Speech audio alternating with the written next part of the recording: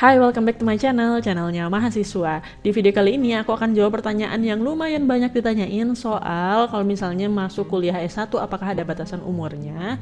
Apakah kalau misalnya sudah telat kuliah S1 bertahun-tahun atau bahkan belasan tahun bisa nggak sih di usia di atas 30 tahun misalnya melanjutkan kuliah S1 baik di PTN maupun di PTS? Tapi sebelumnya jangan lupa klik subscribe dan turn on notification biar kamu nggak ketinggalan informasi terbaru dari video-videoku selanjutnya. Jawabannya adalah bisa, tapi dengan beberapa ketentuan. Yang pertama dari segi kampus dan yang kedua dari segi jalur masuknya. Dari segi kampus ada PTN sama PTS. Kalau untuk PTS itu tidak ada batasan umurnya.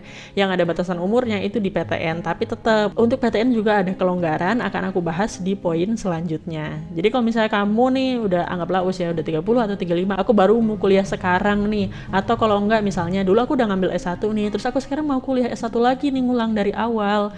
Kamu anggaplah ngambil di PTS itu bisa, nggak ada batasan usianya.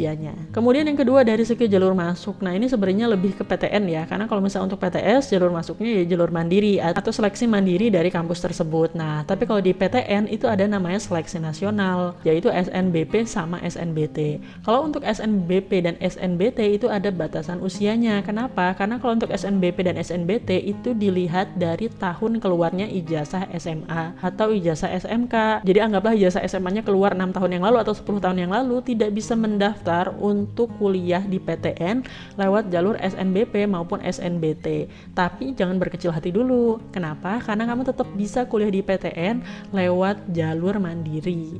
Nah, untuk jalur mandiri ini beda-beda namanya di setiap kampus. Kalau misalnya di UI ada namanya SIMAK UI. Kalau di UGM ada namanya UGM. Jadi setiap kampus pasti setiap tahunnya akan membuka jalur mandiri. Nah, kamu bisa masuk ke PTN-PTN impian kamu lewat jalur mandiri tersebut. Untuk mahasiswa yang usianya lebih tua dibandingkan mahasiswa pada umumnya, apakah kelasnya akan tetap masuk kelas reguler kalau misalnya daftarnya melalui jalur mandiri? Jawabannya adalah kamu bisa memilih kelas reguler, cuma kalau misalnya kelas reguler berarti nanti kamu akan gabung dengan mahasiswa yang usianya jauh lebih muda dari kamu. Kalau kamu merasa oke, nggak apa-apa, justru aku pengen sekelas sama anak-anak yang lebih muda dari aku, ya it's fine, kamu bisa ngambil kelas reguler. Cuma bagi mahasiswa yang merasa aku nggak nyaman nih kalau misalnya gabung sama anak-anak yang usianya jauh lebih muda daripada aku, kamu jauh lebih baik bisa mengambil kelas karyawan atau kelas malam, atau kalau nggak namanya kelas paralel. Kalau di UI namanya kelas paralel, kuliahnya kalau nggak malam berarti weekend. Jadi kesimpulannya dari video ini, kamu selalu bisa dan punya kesempatan untuk kuliah S1 di usia berapapun kamu. Jadi kalau kamu pengen kuliah S1 tahun ini, jangan berkecil hati dan cari informasi sebanyak-banyaknya dari kampus pilihan dan jurusan tujuan kamu. Pro tipsnya dari aku yaitu kalau kamu pengen kuliah di jurusan tertentu,